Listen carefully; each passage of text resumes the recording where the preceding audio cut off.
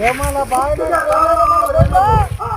ಶಕ್ತಿ ಹೀರದವರಂತೆ ಇನ್ನು ಮುಕ್ತ ತಂಡದಿಂದ ಇನ್ನು ವಾಕ್ಶಕ್ತಿಯನ್ನು ಕೇಳಿಸಿ ಕರಕಮಲಗಳನ್ನು ಜೋಡಿಸಿ ಭಕ್ತಿ ಯುಕ್ತಿಗಳಿಂದ ನನ್ನನ್ನು ದಾರೆಂದು ವಿಚಾರಿಸುವುದಕ್ಕೆ ನೀನು ದಾರು ನಿನ್ನ ಎದುರಿನ ಸೋಮರನೇ ಕಾಮರನೆ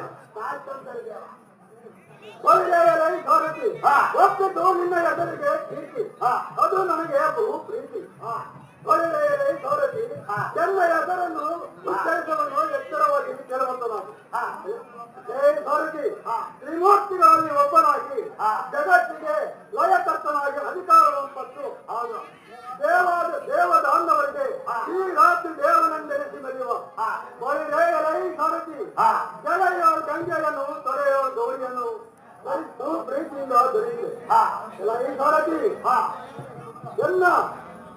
ಎಲ್ಲ ತ್ರಿನೇತ್ರದಿಂದ ಆ ಕಾಮನನ್ನು ಸುಟ್ಟು ಎಲ್ಲ ಜಟಾಜೂಟದಿಂದ ಆ ವೀರಭದ್ರನನ್ನು ಸೃಷ್ಟಿಸಿ ಆ ದಕ್ಷಿಣ ಶಿರವನ್ನು ಕೆಂಡಾಡುವಂತೆ ಮಾಡಿದ ಇಂತಹ ಪ್ರಚಂಡ ಮೂರ್ತಿಯಾದ ನಾನು ಭಕ್ತ ಜನರಿಗೆ ಇಷ್ಟದಾಯಕನೆಂದೆನಿಸಿ ಕೈಲಾಸ ಪರ್ವತದಲ್ಲಿ ಗೋರೋಕ್ಷನಾಗಿ ನಡೆಯುವ ಕೈಲಾಸಾಧಿಪತಿ ಪರಮೇಶ್ವರನ ಜೊತೆಯ ಮಾತಾಡ್ತಿ ಅಲ್ಲೇ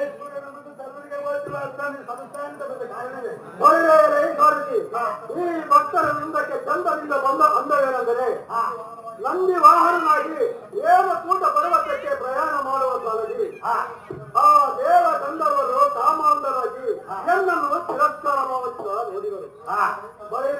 ಸಾರಥಿ ನನಗೆ ಎಲ್ಲಿರುವ ಕೋಪವನ್ನು ಇವರಿಗೆ ಶಾಪವನ್ನು ಕೊಟ್ಟರು. ಈ ವೃತ್ತಿಯಲ್ಲಿ ಅವರು ಬಂಡ ದಾನವರಾಗಿ ಬೆಳೆಸಿದರು. ಸಾರಥಿ ಇದಲ್ಲದೆ ಎಲ್ಲನೇ ಅವರ ಶಾಪ ವಿಮೋಚನೆಯಾಗಬೇಕಾಗಿದೆ. ಸಾರಥಿ ಆದ ಕಾರಣ ನನ್ನ ಕೆಲವ ರೂಪದ ಕಾಲ ಭೈರವನನ್ನು ಈ ಭೂಲೋಕಕ್ಕೆ ಲೋಕ ಕಲ್ಯಾಣಾರ್ಥವಾಗಿ ಬೆಳೆಸಬೇಕಾಗಿದೆ. ಆದ ಬಳಿಕ